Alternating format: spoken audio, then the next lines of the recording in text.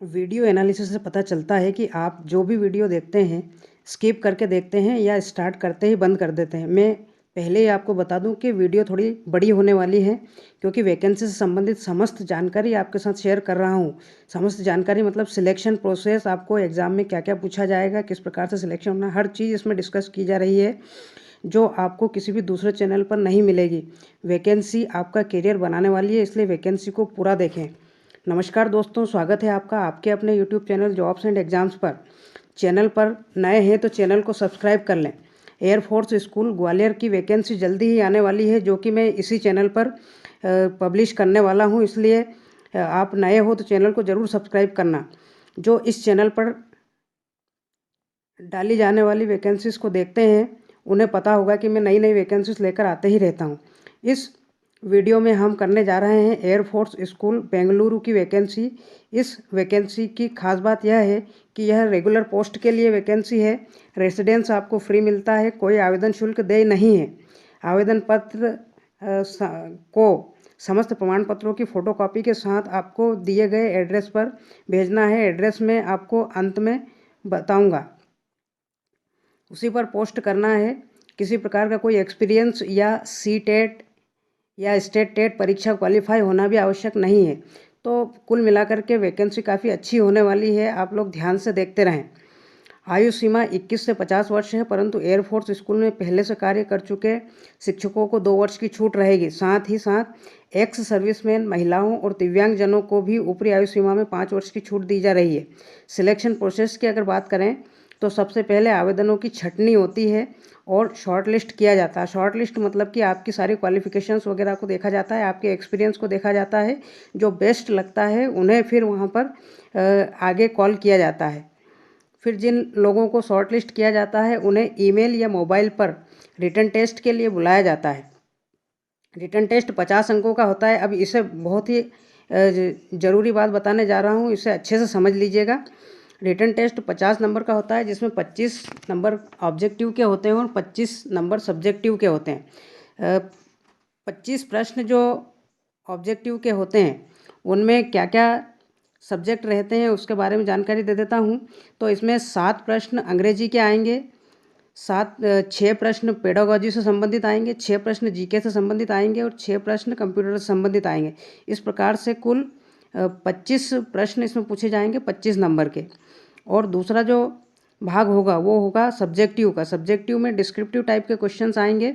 तो एक प्रश्न सिचुएशनल नॉलेज से संबंधित आएगा, जैसे कि आग अगर लग जाती है तो आप किस प्रकार से बिहेव करेंगे, रोड सुरक्षा से संबंधित जानकारी के लिए या चाइल्ड अब्यूज से संबंधित जानकारी के लिए एक प्रश्न आपसे पूछा जाता है जो 5 नंबर का होता है। एक प्रश्न बाल मनोविज्ञान से संबंधित होगा जो कि 5 नंबर का होगा, जो डिस्क्राइब करके आपको बताना होगा। और 2 प्रश्न आपके सब्जेक्ट से संबंधित होंगे जो 15 नंबर के होंगे। इस प्रकार से 1 घंटे का पूरा प्रश्न पत्र होना है और 50 अंक जो है प्रश्न पत्र के रहेंगे। रिटन टेस्ट जब आप क्वालिफाई हो जाएंगे तो आपको ईमेल के द्वारा सूचना मिलेगी कि आपको यहाँ पर डेमो क्लास के लिए आना है। डेमो क्लास जब आपका कंप्लीट हो जाएगा तो एक पर्सनल इंटरव्यू के लिए बुलाया जाएगा, जो लगभग एक फॉर्मेलिटी ही होती है। तो लगभग आपका इंटरव्यू के बाद में सिलेक्शन पक्का हो ही जाता है। अब हम सैलरी की बात कर लेते हैं। तो पीजेटी को यहाँ पर बेसिक सैलरी के रूप में 43,000 रुपये plus DA plus other allowance करके कुल 55,000 के करीब मिलेंगे। वहीं टीजीटी की अगर सैलरी की बात करें तो टीजीटी की बेसिक सैलरी 41,500 रुपये है, plus DA plus other allowance करके 50,000 के ऊपर होने वाली है। और नर्सरी टीचर की basic salary 21,500 plus DA plus allowance करके कुल 30,000 रुपये के ऊपर रहेगी। वहीं अगर कॉन्ट्रेक्चुअल बेसिस टीचर के रूप में स्पेशल एजुकेटर की बात करें तो स्पेशल एजुकेटर को एक फिक्स 25,000 रुपये की सैलरी मिलेगी। और एक contractual basis teacher computer lab attendant रहेगा, जिसको भी 10,000 रुपये प्रति माह की फिक्स सैलरी मिलेगी। लाइब्रेरियन की यहाँ पर बेसिक सैलरी 17,000 रुपये प्लस डीए प्लस अलाउंस करके कुल 25,000 रुपये के आसपास रहेगी। और आया भी यहाँ पर रेगुलर पोस्ट के रूप में मांगी गई है, तो आया की basic salary 12,500 plus DA plus allowance करके 18,000 प्लस रहेगी। स्पोर्ट्स कोच पार्ट टाइम रूप में चाहिए इनको, तो पार्ट टाइम बेसिस के लिए इंटरव्यू के टाइम पे जो भी वो सैलरी डिस्कस करेंगे वो सैलरी आपको मिलने वाली है। ये सैलरी फिक्स सैलरी रहेगी। तो अब हम चलते हैं वैकेंसी पर। ये यहाँ पर वैकेंसी में सबसे पहले सैलरीज दी गई है। जितने भी कोर्सेस हैं उनकी सैलरी मैं पहले आपको बता चुका हूँ। एलिजिबिलिटी क्राइटेरिया पर आ जाते हैं। पीजीटी केमिस्ट्री के लिए आपको एमएससी केमिस्ट्री या बायोकेमिस्ट्री में होना जरूरी है 50% अंकों के साथ में, किसी भी मान्यता प्राप्त विश्वविद्यालय के द्वारा या एआईसीटीई द्वारा, और साथ ही बीएड की डिग्री होना अनिवार्य है। पीजीटी हिस्ट्री के लिए अगर आप अप्लाई करना चाहते हैं तो मास्टर डिग्री मतलब एमए हिस्ट्री होना ज़रूरी है। साथ ही साथ आपको बीएड होना ज़रूरी है। एमए में 50% मार्क्स लाना ज़रूरी है। पीजीटी बिजनेस स्टडीज़ की आवश्यकता है, तो पीजीटी बिजनेस स्टडीज़ के लिए भी आपको एमकॉम बिजनेस स्टडीज़ होना ज़रूरी है, या फिर इसी के इक्विवेलेंट कोई बिजनेस स्टडीज़ की डिग्री होना ज़रूरी है। मास्टर डिग्री पर होना चाहिए, और साथ ही बैचलर ऑफ एजुकेशन मतलब बीएड डिग्री हो, जो कि किसी भी मान्यता प्राप्त विश्वविद्यालय या एनसीटीई के द्वारा या एआईसीटीई द्वारा रजिस्टर्ड हो, जो कि भारत सरकार के अधीन आता हो। पीजीटी फिजिकल एजुकेशन की आवश्यकता है। पीजीटी फिजिकल एजुकेशन में भी मास्टर डिग्री फिजिकल एजुकेशन की मांग रहे हैं। साथ में 50% अंक भी होना जरूरी है। यहाँ पर बीएड की आवश्यकता नहीं है, क्योंकि फिजिकल एजुकेशन के लिए ये आवश्यकता है। हेड मिस्ट्रेस की क्वालिफिकेशंस की बात कर लेते हैं। मास्टर और graduate degree with minimum 50% marks from any university recognized by the government of India, UGC, AICTE in any one of the subjects taught in the middle primary classes of that Air Force school। मतलब जो air force school में आप apply कर रहे हैं उस air force school में पढ़ाए जाने वाले किसी भी विषय की मास्टर या बैचलर डिग्री होना ज़रूरी है। मतलब कि जो जनरल सब्जेक्ट चलते हैं ऑल इंडिया में, उसमें से अगर आपने किसी भी विषय में मास्टर डिग्री या ग्रेजुएट डिग्री प्राप्त कर रखी है तो ही आप अप्लाई कर सकेंगे। Those holding a graduate degree in any other subject will not be eligible. मतलब अगर कोई दूसरे सब्जेक्ट से आपका ग्रेजुएशन है तो आप उसको अप्लाई नहीं कर सकेंगे। If such candidates holds masters degree in any of the subject taught in the school, he she will be eligible for the post. लेकिन अगर दूसरा कोई विषय जो कि उस स्कूल में पढ़ाया जाता है उसी की मास्टर या बैचलर डिग्री भी अगर आपके पास में है तो भी आप यहाँ पर अप्लाई कर सकते हैं। Teaching experience of at least 2 years as PGT TGT PRT. आपको 2 वर्ष का पीजीटी टीजीटी पीआरटी का अनुभव हो, या एटलीस्ट 3 years ऑफ एनटीटी मतलब कि 3 साल अगर आपने नर्सरी टीचर्स ट्रेनिंग के रूप में पढ़ा रखा है, या फिर एयरफोर्स स्कूल में प्रिंसिपल या एचएम का 2 वर्ष का अनुभव रहा है, तो भी आप इसमें अप्लाई कर सकते हैं। अब है TGT social studies. Social studies के लिए आपको बैचलर डिग्री होना चाहिए, और बैचलर डिग्री में भी 50% अंक आना चाहिए। सब्जेक्ट आपके 2 इनमें से कोई से भी होना चाहिए, हिस्ट्री, ज्योग्राफी, इकोनॉमिक्स या पॉलिटिकल साइंस, तो ही आप इसमें अप्लाई कर सकेंगे। जिसमें भी एक स्पेशल बात यह है कि आपको हिस्ट्री या ज्योग्राफी में दोनों में से एक सब्जेक्ट आपका होना ज़रूरी है, और आपका बीएड की डिग्री होना भी आपके पास में ज़रूरी है। टीजीटी हिंदी के लिए हिंदी में आपकी बैचलर डिग्री होना ज़रूरी है 50% अंकों के साथ। साथ ही बीएड डिग्री भी होना चाहिए। आपकी जो ग्रेजुएशन है या बैचलर डिग्री या मास्टर डिग्री है वो हिंदी में ही होना चाहिए, मतलब हिंदी उसमें एक सब्जेक्ट के रूप में होना चाहिए, तो ही आप यहाँ पर अप्लाई कर सकेंगे। टीजीटी गेम्स के लिए मास्टर डिग्री और bachelor degree from university recognised by government UGC ICTC with minimum aggregate marks 50% in physical education में आपकी मास्टर या बैचलर डिग्री कम से कम 50% अंकों के साथ हो तो आप इसमें अप्लाई कर सकते हैं। नर्सरी ट्रेन टीचर एनटीटी की आवश्यकता है। Senior secondary with nursery teachers training diploma और diploma in nursery Montessori pre primary teachers training from a government recognised institution. मतलब अगर आपका नर्सरी टीचर के लिए आप अगर अप्लाई कर रहे हैं तो आपका सीनियर सेकेंडरी मतलब क्लास 12th होना ज़रूरी है। साथ ही आपको एनटीटी का डिप्लोमा होना ज़रूरी है, या डिप्लोमा मॉन्टेसरी का या प्री प्राइमरी टीचर का होना ज़रूरी है।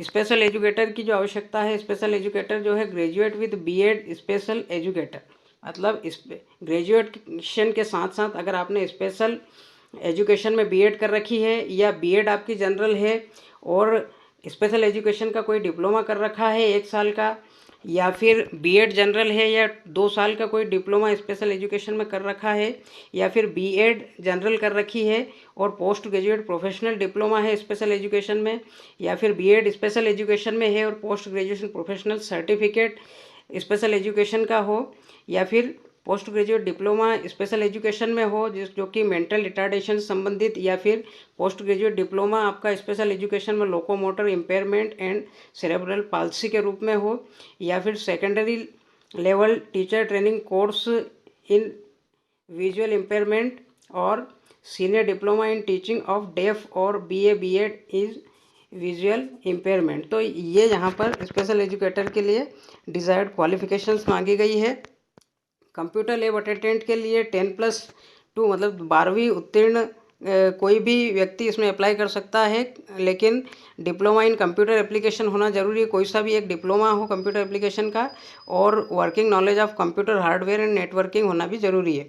जूनियर लाइब्रेरियन की आवश्यकता है जो कि केवल मेट्रिकुलेशन मतलब 10वीं पास या इसके इक्विवेलेंट सर्टिफिकेट धारी हो, और एक सर्टिफिकेट जो है लाइब्रेरी साइंस में भी उसने प्राप्त कर रखा हो। हेल्पर या आया वॉचमैन, हेल्पर्स के रूप में आया या वॉचमैन की आवश्यकता है। अगर आप हिंदी और अंग्रेजी बोल सकते हैं, समझ सकते हैं, तो आप जो है यहाँ पर अप्लाई कर सकते हैं, और ये रेगुलर पोस्ट रहेगी। यहाँ पर कोई क्वालिफिकेशन ऐसी नहीं मांगी गई है, हिंदी अंग्रेजी समझने का ज्ञान जो है आपको मांगा गया है। तो ये बिना पढ़े लिखे भी अप्लाई कर सकते हैं अगर हिंदी अंग्रेजी का ज्ञान रखते हैं तो। स्पेशल कोचेस, स्पेशल कोच की आवश्यकता है बास्केटबॉल, क्रिकेट और ताइक्वांडो। स्पोर्ट्स कोच के लिए जो यहाँ पर क्वालिफिकेशन है NIS/ diploma in concern game, मतलब इनमें से किसी भी गेम में आपने डिप्लोमा कर रखा है या NIS कर रखा है, तो मतलब नेशनल लेवल पे आपने कुछ कर रखा है तो आप इसमें अप्लाई कर सकते हैं। तो इस प्रकार से ये पूरी वैकेंसी थी। यहाँ पर अगर आपको कंप्यूटर एप्लीकेशन का नॉलेज है तो आपको प्रेफरेंस मिलेगा। एज के बारे में हम बात कर ही चुके हैं, तो पूरी लगभग वैकेंसी हो चुकी है। यहाँ पर मैं आपको इसका एड्रेस बता देता हूँ। तो ये यहाँ पर पूरा इसको पढ़ के बता देता हूँ। Candidates are to submit post hard copies of their resume CV along with one set of self-attested photocopies of educational certificate, marksheet, documents, testimonials, recent passport size photograph, contact details including mobile phone number and email address at Air Force School ASTE MP Camp, Null Wind Tunnel Road, Murugesh-Palya, Bengaluru 560017 between 9 to 12 hours only. By 9 May 2022, soft copies will not be accepted. Shortlist candidates will be notified about the dates of the selection process through email, telephonically. Contact number 08025272322/25276920। मतलब ये है कि आपको अपना resume CV जो है अपने सारे डॉक्यूमेंट्स के अटेस्टेड फ़ोटोकॉपीज़ के साथ, और उसमें एक फ़ोटो भी लगा हुआ भेजना है, और जिसमें आपको मोबाइल नंबर और ईमेल एड्रेस क्लियरली लिखना है, और उसको इस पते पर भेज देना है। Air force school ASTE MP camp, नलविंड टनल रोड, मुरुगेशपाल्या, बेंगलुरु 560017। तो यहाँ पर आपको 9 मई या उससे पहले आपका आवेदन पहुँच जाना चाहिए। फिर आपको सिलेक्शन के लिए शॉर्ट लिस्ट करके और बुलाया जाएगा। यहाँ पर कॉन्टैक्ट नंबर दिए गए हैं, इन कॉन्टैक्ट नंबर पर भी आप कॉन्टैक्ट कर सकते हैं, आपको अगर बाद में कोई किसी प्रकार की कोई डिफ़िकल्टी हो तो दोस्तों ये थी एयरफोर्स स्कूल की वैकेंसी, जो काफ़ी लंबी हो गई है, लेकिन इसमें जितनी भी जानकारी दी गई है वो आवश्यक थी, इसीलिए इस वीडियो को मैंने जारी रखा। तो मिलते हैं अगले वीडियो में अगली नई वैकेंसी के साथ, तब तक के लिए बाय।